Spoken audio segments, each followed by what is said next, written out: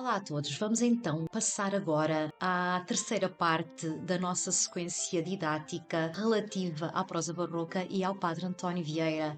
Neste caso, vamos começar então a olhar um bocadinho mais aprofundadamente para a sua obra, o Sermão de Santo António aos Peixes. Vamos falar um bocadinho sobre as suas características e também sobre a estrutura argumentativa deste mesmo sermão. Já tínhamos visto então no vídeo anterior que o sermão foi pregado em São Luís do Maranhão a 13 de junho de 1654. Este sermão foi um grito de revolta do padre António Vieira relativamente aos colonos do Maranhão e uma denúncia daquilo que era a escravidão injusta dos índios. Ninguém queria ouvir falar sobre justiça e sobre a liberdade dos índios, e é nesse caso que o padre António Vieira resolve então embarcar para Lisboa, de forma a tentar alcançar novas leis que favorecessem os índios e obrigassem os colonos a cumprir os seus compromissos. Ele assim aproveita o facto do dia 13 de junho ser o dia de Santo António para falar um bocadinho sobre o santo e compará-lo à sua própria situação em São Luís do Maranhão, relembrando então o ambiente adverso que reinava contra ele e, dessa forma, uma vez que os colonos não o queriam ouvir, ir pregar então aos peixes. Este sermão é considerado por muitos uma das suas melhores obras a nível da oratória. Vamos só relembrar um bocadinho o que é o sermão, as suas características a nível da oratória sagrada.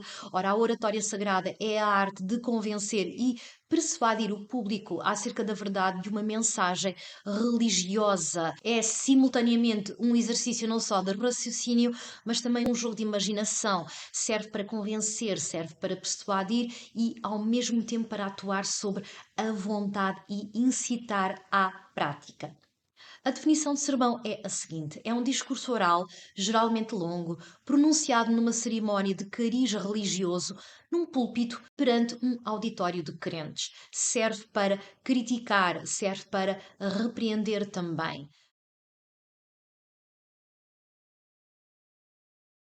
Neste caso, os sermões estão muito ligados também e muito marcados por este espírito da Contra-Reforma de que já falámos anteriormente, uma vez que uma das formas que o catolicismo encontrou para defender os seus princípios e as suas doutrinas era precisamente o sermão, era uma das suas estratégias para propagar a mensagem cristã. Digamos que era uma espécie de marketing, de propaganda religiosa.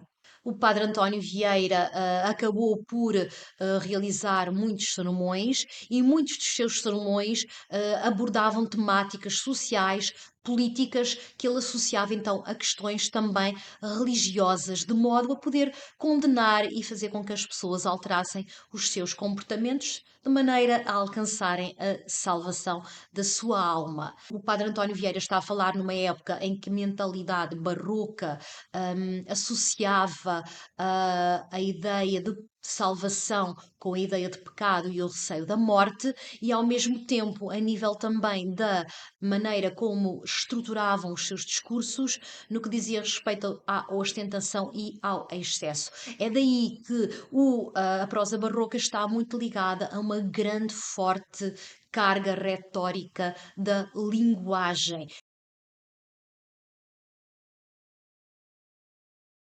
Portanto, os sermões do século XVII viviam não só de um grande virtuosismo das palavras, mas também de uma grande teatralidade, sendo que a eloquência é a arte de bem falar, é a habilidade, é o engenho com que se usavam as palavras, é a retórica, é a arte do discurso, são os recursos expressivos que também estavam ao seu serviço. Daí que se associa ao padre António Vieira três grandes objetivos do sermão religioso e que se encontram ligados à retórica e à eloquência, e são eles docere, delectare, movere. Portanto, docere era ensinar, delectare era agradar e movere, obviamente, que era influenciar e persuadir e levar as pessoas a alterarem os seus comportamentos. Obviamente que o Padre António Vieira, nos seus sermões, vai ter sempre estes três objetivos. Vai ter uma função pedagógica, em que a sua preocupação, obviamente, que era fazer-se entender, mas ao mesmo tempo também ensinar. Vai ter uma função estética, e daí temos então todos os artifícios teatrais, todas as figuras de estilo, e também temos uma função crítica e moralizadora, cujo objetivo era convencer e persuadir então à mudança. Esta intenção persuasiva e exemplaridade vivia destes exemplos de vivência cristã e do cumprimento destas regras religiosas. O caráter ético, a conduta moral, tem que ser, por parte do pregador, um exemplo para o seu rebanho. E é a partir desta exemplaridade que Padre António Vieira vai escrever o seu sermão de Santo António, porque é aqui que ele se vai inspirar neste grande exemplo deste grande santo português. Mas não só por isso, não só pela exemplaridade do Santo António, mas também pela relação, pela semelhança, pela analogia que ele sente relativamente a este santo e à sua própria vida. António Vieira considera que as dificuldades que ele sentiu em São Luís do Maranhão são muito parecidas que o Santo António também sentiu em Itália, em Aríbino. E o jesuíta acha que, tal como ele, que também não consegue passar a sua mensagem aos colonos do Maranhão, o Santo António também não estava a conseguir passar a sua mensagem aos cidadãos daquela cidade italiana. E por isso vai seguir o seu exemplo, falando então para outro auditório. Considerando então o Padre António Vieira que a sua palavra não está a dar frutos, ele passa para uma faceta mais diplomática, e tenta resolver as coisas legalmente e de outra forma. É então que Padre António Vieira, partindo do exemplo de Santo António, vai construir todo um sermão baseado num recurso expressivo que é a alegoria. A alegoria é um recurso expressivo em que um conjunto de imagens concretas serve ao autor para transmitir então uma realidade abstrata.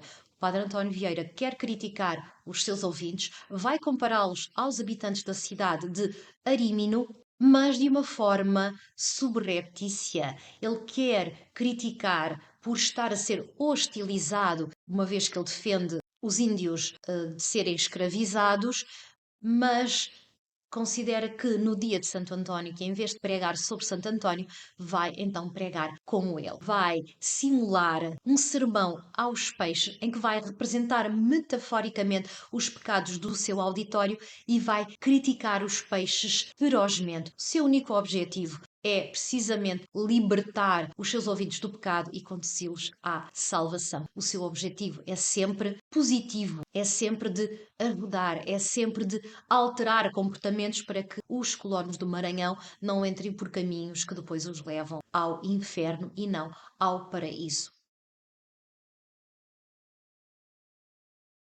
A linguagem e o seu estilo são muito particulares, é um estilo muito figurativo, utilizando muitos recursos expressivos, as metáforas, as imagens, a complexidade da construção frásica, a articulação da ideia e a ostentação do vocabulário, um grande investimento em recursos estilísticos e também uma pesada presença da retórica. Obviamente que Padre António Vieira é um homem do seu tempo, daí que o cultismo e o concetismo sejam duas das tendências que nós vamos encontrar precisamente no Sermão de Santo António aos Peixes. A linguagem complexa, rebuscada, os jogos de palavras, as associações originais entre ideias e conceitos também.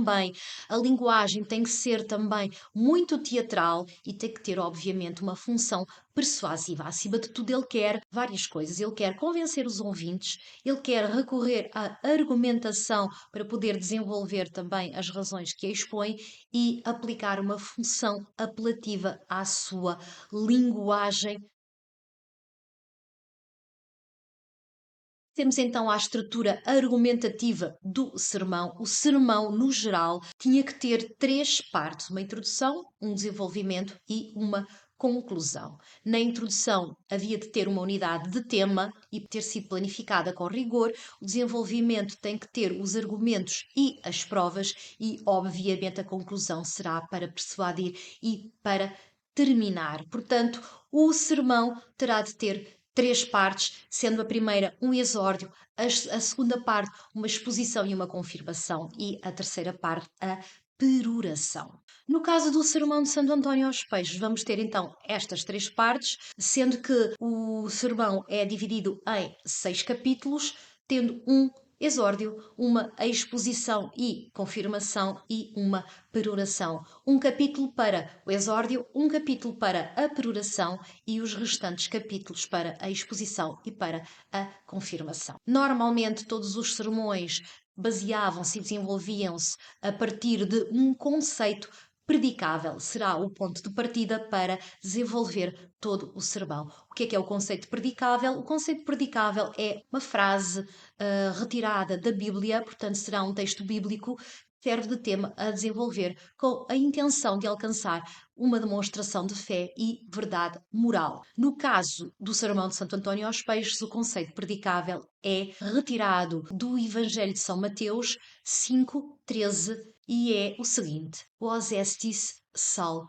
terrae, vós sois o sal da terra. Sendo assim, o capítulo 1 é então a apresentação do tema do sermão, neste caso a corrupção na terra, utilizando então como ponto de partida do sermão o conceito predicável, vós sois o sal da terra. Vai ser então uma homenagem e um elogio a Santo António e vai terminar como normalmente acabavam todos os exórdios, com uma invocação, neste caso Nossa Senhora do Mar, uma vez que Maria é precisamente em latim a palavra mar. Portanto, os sermões de Vieira, a introdução por norma, estrutura-se em 3 partes. O tema, que é a apresentação do passo evangélico em que se vai fundar o discurso, o introito, em que expõe o plano do discurso, e uma invocação ou pedido de auxílio a uma entidade superior e geralmente à Virgem. A exposição e a confirmação vão então incluir o capítulo 2, o capítulo 3, o capítulo 4 e o capítulo 5, sendo que também se vai dividir em 2 partes.